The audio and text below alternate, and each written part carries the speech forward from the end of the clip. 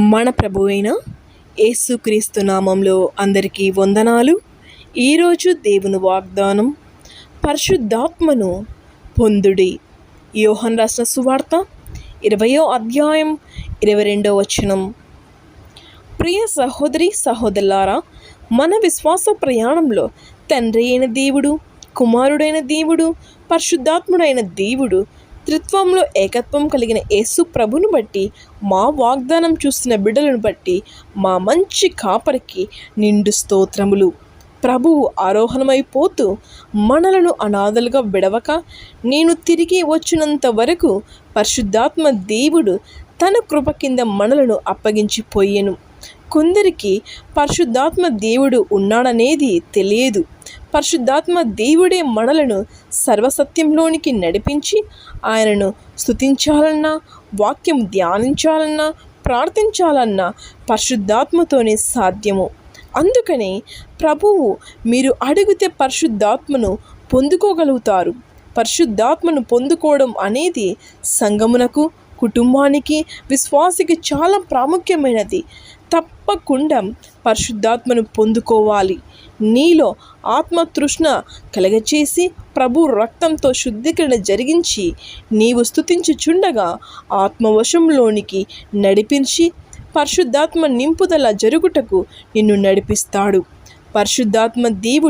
పరిశుద్ధాత్మ దేవుణ్ణి కలిగినప్పుడు మాటల్లోనూ, క్రియల్లోనూ, ప్రవర్తనలోనూ మౌనంగా ఉండి ఆయన సన్నిధిలో గడుపుతూ, ఉత్తమైన ఆయన పాద సన్నిధిలో గడుపుతూ, బలమైన విశ్వాసం, గొప్ప నిరీక్షణతో, ఆత్మ సాహసంతో గడుపుతూ ఉంటాము.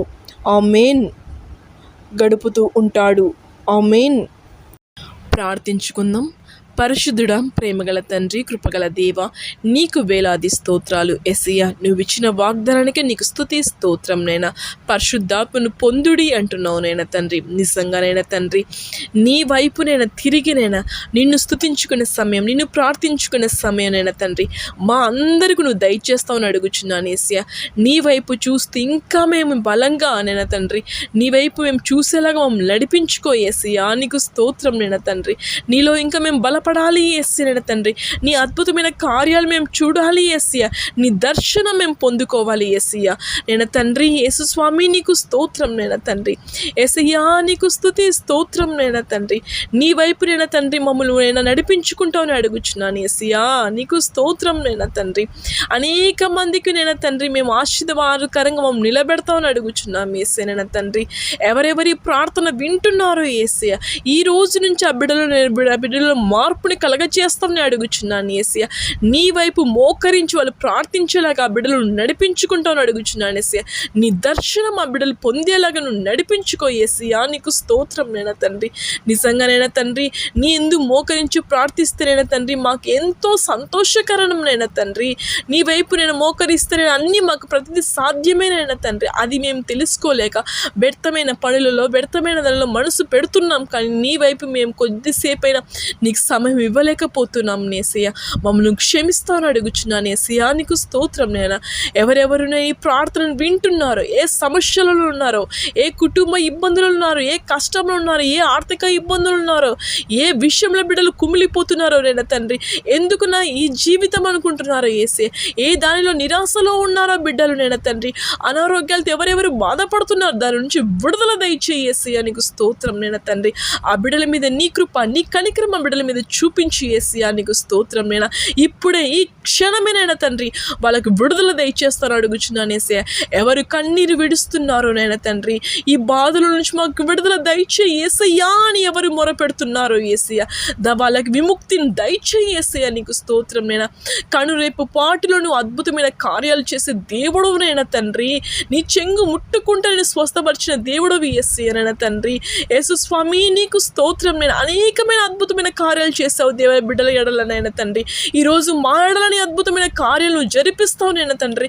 మేము నమ్ముచున్నాము యేసయ్య. నీ విశ్వాసం నేను బలపరచును అంటున్నావు కదా నైనా తండ్రి. ఈరోజు మేము ఎంతో విశ్వాసంతో నీ వైపు మేము చూస్తున్నాం యేసయ్య.